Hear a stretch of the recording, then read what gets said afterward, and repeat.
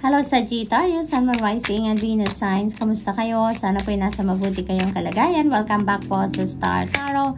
Kung bago kayo rito, welcome din kayo. Thank you sa inyong support. I truly appreciate it and God bless you all. Tignan natin ang mga messages ninyo for the week. When you live in the moment, you will discover the light and simple things. Ayan, kahit mga simpleng bagay lang ang mga nangyayari, nag-unfold sa inyong harapan. If you are focusing on what is really happening sa ngayon, no, in the present moment, talagang kahit simpleng bagay ma-appreciate ninyo, mai-enjoy ninyo, no? Kaya that is also a reminder for some of you na wag na muna tayo mag-focus sa kung ano nang nakaraan, kung ano ang tapos na, kung ano din yung parating dahil we don't know kung ano naman ang parating, di ba? So, mas mag-focus na lang tayo sa kung ano yung present, no? Sa kung ano yung kasalukuyan na nangyayari, no? So, what else? While you have a pulse, make every bit of your heart count. Ayan. So, habang may buhay, di ba, may pag-asa. Habang may buhay tayo, gawin natin ang lahat. No? Habang may pagkakataon, habang may mga opportunities and possibilities na kumakatok sa atin, let's maximize everything. No?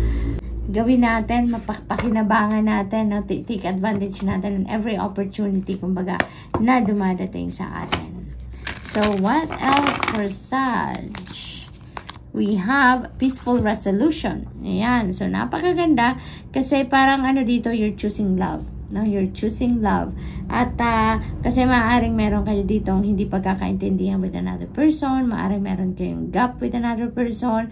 May hindi kayo nag-agree at some point, no? Sa isang bagay. Kaya siguro nag-walk away kayo from each other na hindi kayo nagkaintindihan. But ngayon, maaaring merong pagkakataon, ano? Someone is going to step up as the bigger person dito, magpapaka-humble.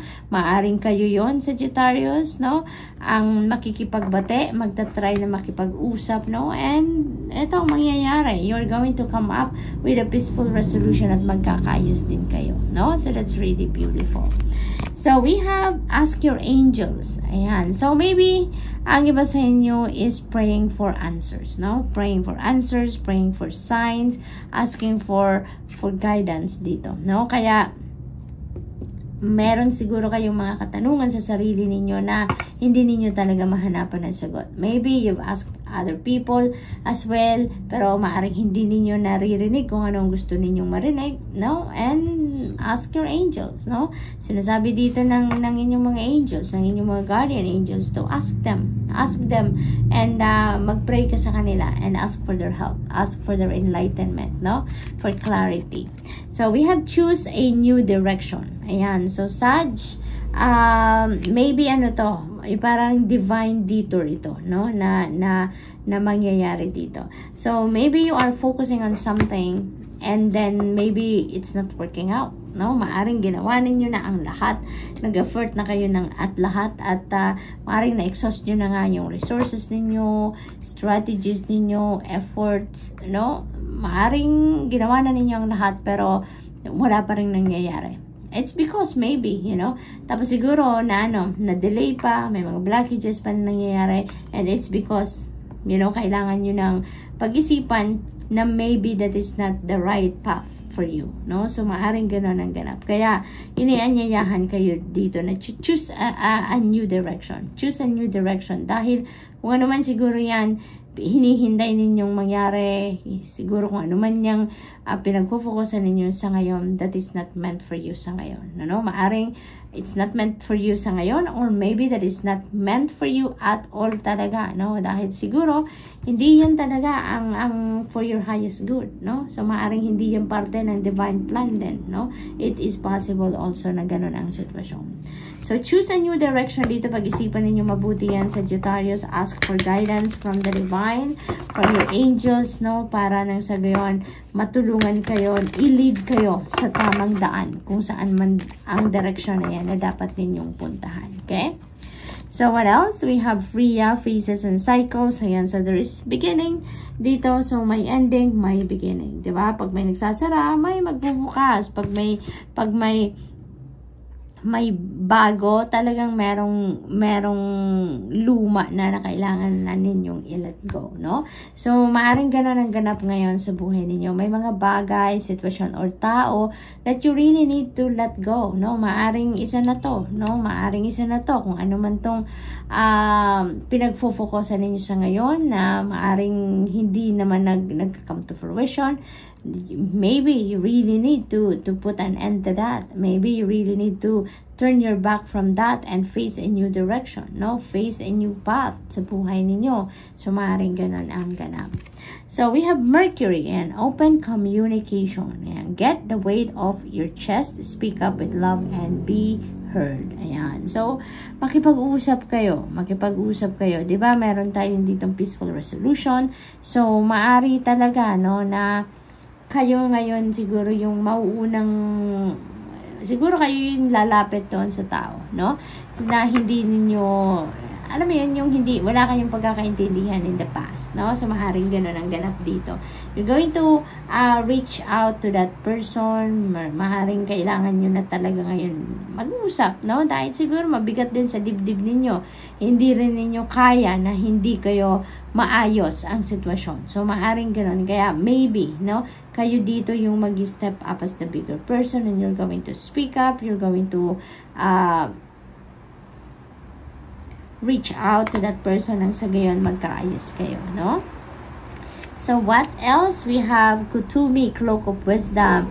You already know the answer you seek. Trust what you know. And, oh, wow. So, your inner knowing dito is, talaga sigurong maha-highlight ngayon, maha-highlight dito. Kasi, dito meron tayong ask your angels, diba? So, you can ask your angels for help, no? To guide you, to enlighten you, to guide you to the right path, no? Kung saan man tong new direction na yan. And maybe, then, alam nyo na din, Alam nyo na din, maybe you're just asking for confirmation, no? From your angels. So, maybe ganun ang sitwasyon dito.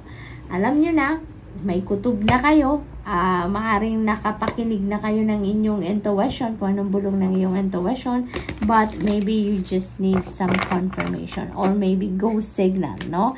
Na simulan nyo na kung ano man ang dapat ninyong simulan, no? Sa bagong direction. So, Moon Energy, yan, Angel of Dreams is here para i-remind kayo na mag-pay attention kayo sa inyong mga panaginip, no? Kasi maaaring may mga dreams kayo recently, lately, na yun ay gabay sa inyo ng Divine Universe and the rest of your spirit team, no? Maaaring dinadaan sa panaginip ninyo, no? Yung gabay ninyo na dapat ninyong malaman to help you sa inyong sitwasyon sa ngayon, ano?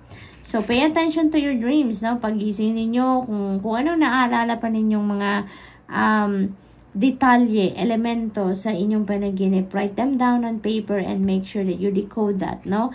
I-google ninyo dahil ang dami namang resources online na nagdi-discuss ng mga ibig sabihin ng panaginip natin, okay? So, we have Two of Swords, ayan, uncertainty. So, may decision making dito na kinakaharap ang iba sa inyo dito, no? Sagittarius. And maybe you are in the middle of, making a decision na siguro nahihirapan kayo, no? So, maaaring ganun ang ganap. But, you know what? In cases like that, ang makakatulong talaga sa inyo na mas mapagaan ang pagdedesisyon ninyo is for you to tune into your intuition, no? Pakinggan ninyo ang bulong na ngayong intuition because that is a direct message from the divine, Ituturo ka niyan kung ano ang best para sa iyo, kung ano ang best decision, kung ano ang tama ninyong gawin. It will always lead you to that situation, no? Kaya makinig kayo. So, what else? We have Ace of Pentacles. Beautiful. Abundance. Ayan. So, this is a period of plenty for you, Sag. This is really beautiful. Kasi, bagong bagong path talaga ito pagdating naman sa inyong money, career, and finances. This could be a new money path. This could be a new job opportunity kasi maaring new career opportunity or business opportunity na talagang pagsisimulan ninyo ng continuous flow of your money, no? Maaring ganun ang ganap dito for some of you. Kaya This is really beautiful, Sagittarius. Align your energy na with this energy dahil ito na, maaaring ito na yung financial breakthrough na hinihintay ng iba sa inyo, Sag, no? This could also be a windfall. This could be a win, no? Maaaring ganun din ang ganap. Maaari din naman na meron kayong matatanggap dito na inheritance, no? Pera, may pera talagang parating dito for some of you. So, good luck. And that's all I have for you for the week. I hope nakatulong ang mga mensaheng ito in some way. Thank you for watching. Love and light. Namaste.